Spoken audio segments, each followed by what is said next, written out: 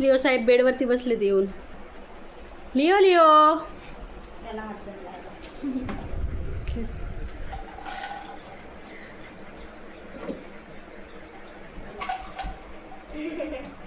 अरे त्याच्या कडीपत्त्याच्या बिया होत्या त्याच्यात. मनूला माहीतच नाही लिओ घरात आलेला, नाही तर मनू अशी ओरडेल ना.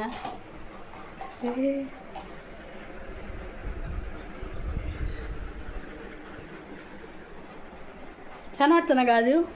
मग तू गुड बॉय हो ना, मग माझ्याजवळ झोपायला आणत जाईल मी. नाही तर तू गादी पाडून टाकशील माझी.